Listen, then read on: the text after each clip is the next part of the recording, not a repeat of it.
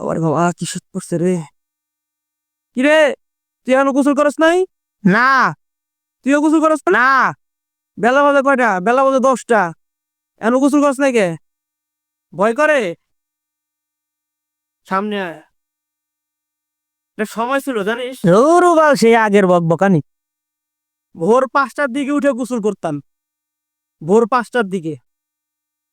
ফজরের নামাজের আগেও গোসল করতাম মাঝে মধ্যে। তোর চাচি গোসল করতে না গেলে ঘর ধাক্কা দিয়ে ঘর থেকে বের করে দিত।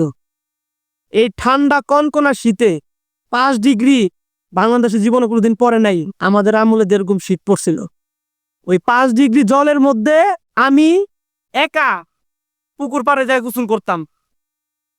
তোর চাচি আমাকে গোসল করাইতো। তা এত রাত করে আপনি পুকুরে গোসল করতেন কি লেগা? ওইটা বোঝার ক্ষমতা তোদের এখন নাই। ওটা আস্তে ধীরে, সব বোঝা একাই বোঝে। তোদের এখনো বয়স হয় নাই।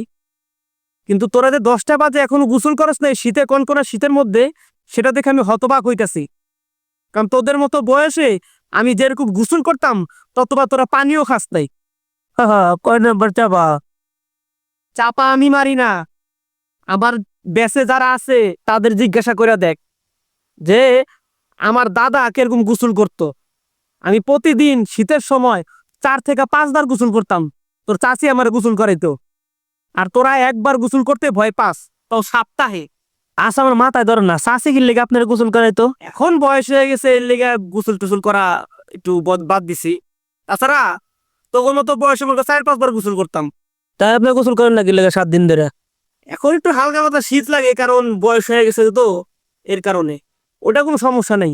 কিন্তু তোদেরকে দেখে আমার কাছে খুব খারাপ লাগছে, কারণ তোরা আমার বংশের নামে কলঙ্ক। তোরা 2 নাতি, তোদের এখনো বলি তোরা যা গোসল কর, গোসল করে আমার কাছে আয়। তোদের জন্য আমি হাদিয়া রাখছি। যা, যা তুইও যা, পুকুর পাড়ে যা গোসল করে। যে পুকুরে আমি গোসল করতাম ওই পারে গোসল কর, যা। আমি আসবো, একটু পরে আসবো, যা। শীত তো ভালোই পড়ছে, কদিন ধরে গন্ধ শরীর থেকে।